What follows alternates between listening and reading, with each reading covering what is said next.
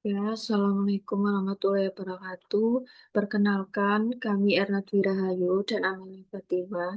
Pada kesempatan kali ini, kami akan mempresentasikan materi mengenai arus listrik, hambatan dan hukum Ohm sebagai tugas mata kuliah Fisika 2. Adapun tujuan pembelajaran pada presentasi ini adalah untuk memahami pengertian arus listrik, memahami hambatan listrik dan hukum Ohm, kemudian memahami rangkaian listrik beserta jenis-jenisnya, lalu menyelesaikan contoh soal perhitungan dasar, dan menjelaskan penerapan pada teknik sipil. Apa itu arus listrik? Arus listrik adalah aliran muatan listrik yang melewati suatu penghantar dalam selang waktu tertentu. Besarnya arus listrik dilambangkan dengan huruf I dan memiliki satuan ampere. Terdapat dua arah arus listrik, yaitu arah arus konvensional yang mengalir dari kutub positif ke kutub negatif, serta arah aliran elektron yang bergerak dari kutub negatif ke kutub positif. Selain itu, jenis arus listrik dibedakan menjadi dua jenis, yaitu arus searah atau DC, yaitu arah aliran arus tetap, contohnya pada baterai aki dan panel surya. Lalu, lalu ada arus bolak-balik atau AC, yaitu arah arus berubah-ubah secara periodik. Contohnya listrik rumah PLN. Nah, di sini ada gambar, dapat kita lihat gambar arah aliran listrik yang mengalir di dalam sebuah rangkaian sederhana. Di sebelah kanan terdapat sumber listrik atau baterai yang memiliki kutub positif dan negatif. Jadi baterai ini yang menyediakan energi listrik agar arus dapat mengalir.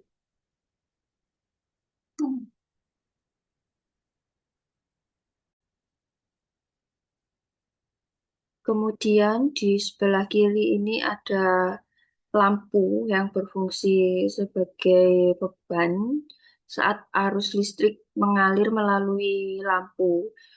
Jadi energi listrik ini akan diubah menjadi energi cahaya dan panas sehingga lampunya dapat menyala. Di gambar ini juga ditunjukkan ada dua arah aliran yang tadi sudah saya jelaskan, yaitu arah arus elektron dan arah arus konvensional.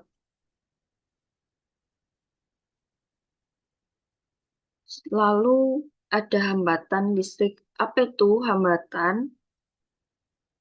Jadi, hambatan listrik merupakan besarnya perlawanan suatu bahan terhadap aliran arus listrik. Hambatan dilambangkan dengan huruf R dan memiliki satuan ohm. Jadi, semakin besar nilai hambatan suatu penghantar, maka semakin sulit arus listrik mengalir. Dalam dunia elektronika, komponen yang berfungsi memberikan hambatan tersebut disebut dengan resistor. Fungsi utama resistor digunakan untuk pertama, mengatur besar arus, membagi tegangan, mengubah energi listrik menjadi energi panas, seperti pada setrika maupun oven. Selanjutnya ada hukum Ohm. Apa itu hukum Ohm? Nah, hukum Ohm dikemukakan oleh Georg Simon Ohm, seorang fisikawan asal Jerman pada tahun 1827. Hukum ini menjelaskan hubungan antara tegangan, arus listrik, dan hambatan. Ya, secara sederhana, hukum ini menyatakan bahwa tegangan yang melewati suatu penghantar berbanding lurus dengan arus listrik yang mengalir melalui penghantar tersebut, dengan catatan bahwa suhu dan sifat fisik penghantar tetap konstan.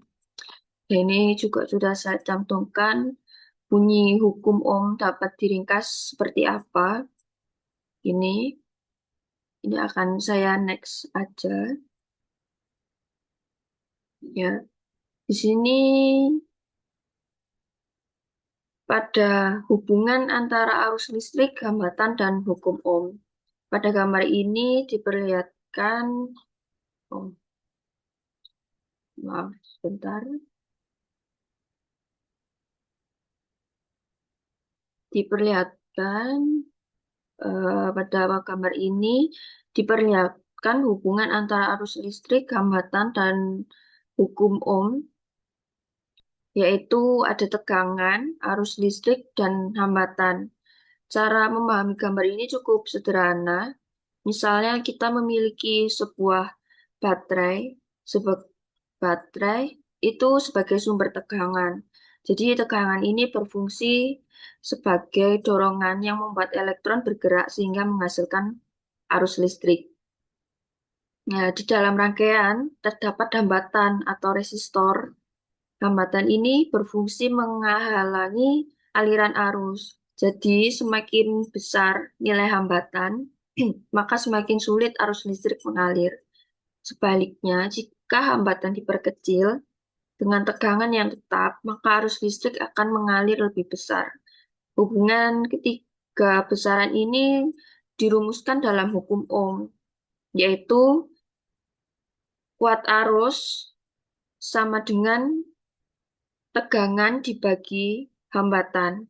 Artinya, arus listrik dipengaruhi oleh besar tegangan dan besar hambatan. Lalu ada rangkaian listrik. Apa itu rangkaian listrik? Ya, rangkaian listrik adalah susunan beberapa komponen listrik yang saling terhubung sehingga arus dapat mengalir. Komponen penyusunnya dapat berupa sumber listrik, resistor, kapasitor, induktor, sumber daya seperti baterai atau generator, dan elemen-elemen lainnya. Rangkaian listrik memiliki berbagai fungsi, se- se- seperti mengalirkan daya listrik, kedua mengubah energi listrik menjadi cahaya, panas, atau gerak, ketiga digunakan pada perangkat elektronik untuk memproses informasi, keempat membantu mengukur besaran listrik seperti arus, tegangan, dan hambatan. Lalu yang kelima, melindungi peralatan listrik dari gangguan seperti arus lebih atau hubungan singkat. Ya. Rangkaian listrik ini dibagi menjadi tiga jenis, yaitu rangkaian seri, rangkaian paralel, dan rangkaian campuran. Rangkaian seri, ya yang pertama ada rangkaian seri. Pada rangkaian seri, seluruh komponennya itu disusun dalam satu jalur, sehingga arus listrik hanya memiliki satu jalan untuk mengalir. Jadi bisa kita bayangkan rangkaian seri itu seperti jalan tol yang hanya memiliki satu lajur dan semua kendaraan itu harus melewati jalur yang sama. Namun, jika ada satu kendaraan berhenti di tengah jalan, maka kendaraan di belakangnya juga tidak bisa lewat. Jadi, begitu juga dengan rangkaian seri. Apabila salah satu lampu atau resistornya itu rusak, maka seluruh rangkaian akan mati karena arus listrik tidak memiliki jalur lain. Yang sudah saya jelaskan tadi, rangkaian seri itu seperti apa. Jadi rangkaian seri itu hanya memiliki satu jalan untuk mengalir. Jadi otomatis kalau kita membahas rangkaian seri, kalau dari salah satunya lampu rusak atau resistor rusak, maka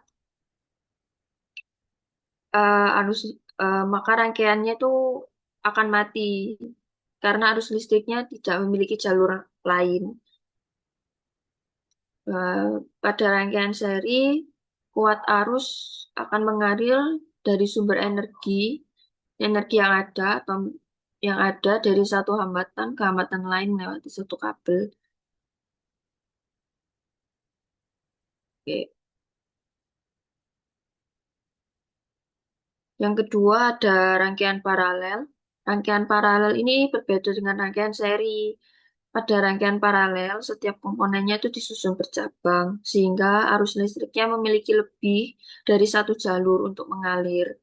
Jadi bayangannya itu seperti jalan yang memiliki beberapa cabang gitu. Jadi jika satu jalan itu tutup, kendaraan itu masih bisa lewat jalan lainnya. Begitu juga pada rangkaian paralel ini, jika salah satu lampu atau resistornya rusak, maka yang lain itu tetap bisa menyala karena masing-masing memiliki jalurnya sendiri. Oke. Lalu ada rangkaian campuran. Rangkaian campuran itu juga dikenal sebagai rangkaian seri paralel, adalah kombinasi dari kedua jenis rangkaian listrik. Ya, itu tadi rangkaian seri dan paralel. Ya, artinya di dalam satu rangkaian itu terdapat bagian yang hanya memiliki satu jalur khusus dan ada juga bagian yang memiliki beberapa cabang. Jadi kalau pada gambar ini lampu 2, 3, dan 4 itu membentuk rangkaian seri. Sedangkan lampu 1 dan lampu 3 itu membentuk rangkaian seri lainnya. Gitu. Jadi kedua rangkaian tersebut dihubungkan, rangkaian lampu tersebut dihubungkan secara paralel sehingga membentuk rangkaian seri paralel. Dan selanjutnya ini akan dibahas oleh teman saya Erna Dwi Rahayu.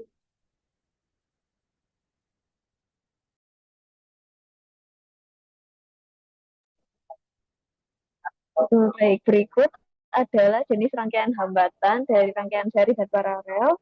Di sini dapat dilihat bahwa perhitungan untuk kuat arus, kemudian tegangan dan hambatannya berbeda karena rangkaian seri itu memiliki pembagian listrik yang sama, sedangkan kalau paralel itu berbeda-beda hambatannya. Um, next.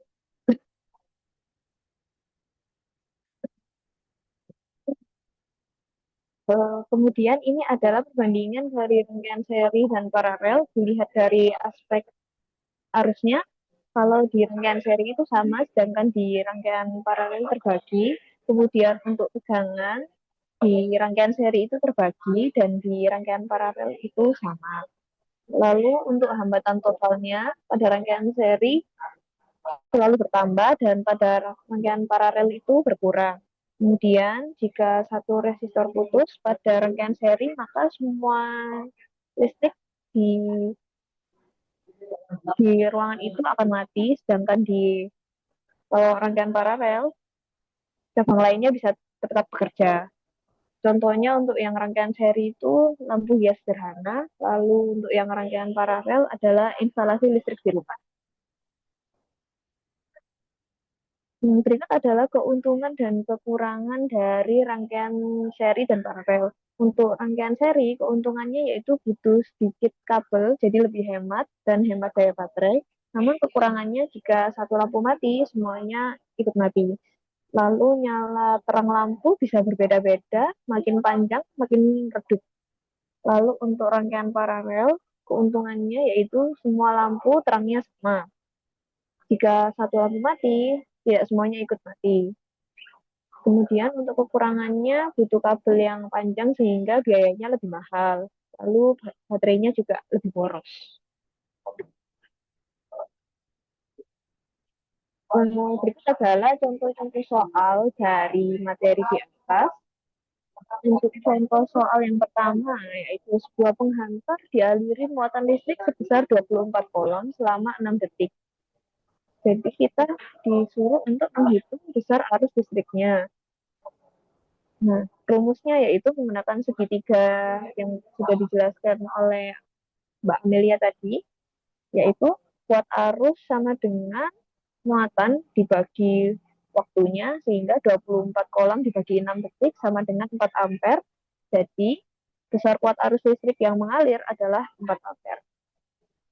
Lalu contoh soal nomor 2, di sini sebuah rangkaian listrik dihubungkan dengan sumber tegangan 120 volt.